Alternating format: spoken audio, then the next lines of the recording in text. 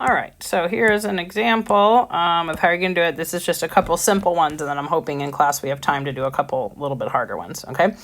Dizzy is speeding along at 22.8 meters per second as she approaches a level section of track near the loading dock. A braking system abruptly brings the 328 kilogram car to a speed of 2.9 meters per second over a distance of 5.55 meters. Okay, determine the braking force applied to the car. Okay, so as usual, we'll make a little sketch.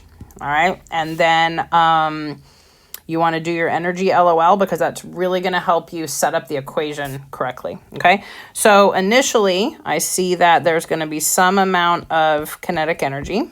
Okay. No gravitational because we'll just, since it's a level track, we'll just call that the ground level just to keep that simple. All right, and there's no springs involved. Okay. Later, after, there's going to be less kinetic energy. Okay. And instead of thinking of this as E therm, since I see that they're asking for force and they're giving me a distance, I know I want to sort of think of this like work. Okay. So let's do the cart. I guess the track is fine. It doesn't really matter. In the earth, okay? And I know that it's a braking force, right? So the force is this way, but the displacement was this way, okay? So that's going to be a negative work, which means energy is going to be coming out of the system. Okay, work by brake.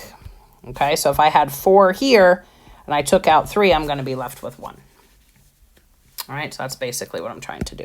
All right, so now that I've kind of thought about it, I'll say my initial kinetic energy minus the work done equals the final kinetic energy. Okay, and do you see if you kind of switch that around, right? You can be like work equals K final minus K initial, right? And since this is less, that's going to come out negative. Okay, so you can kind of see how that's going to play out. Okay, but I don't know. I just like to do it like this. All right, so I'm going to have 1/2 mv initial squared, or v naught. I should have probably called that naught in the beginning, minus the work done, which is going to be the F delta x, equals 1/2 mv final squared.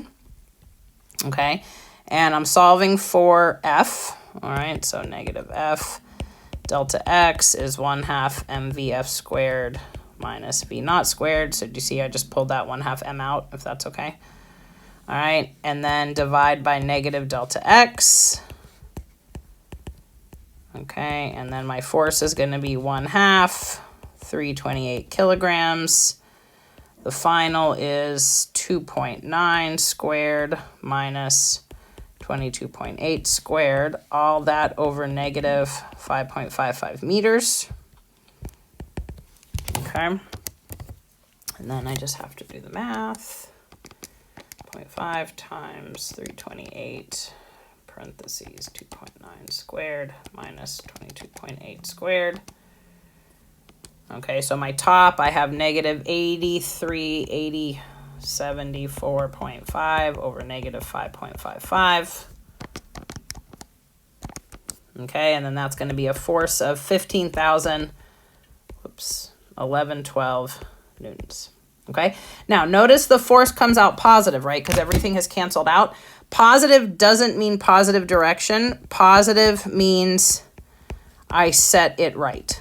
Okay, so if you're ever unsure, usually on the FRQs and usually it's pretty clear what you have to do. But if you were ever wanted to be sure, I would say 15, 11, 12 newtons to the left, or opposite the motion, or I might add a little qualifier of what direction I mean. But if you've set up a nice picture, right, you'll see which way it's pointing.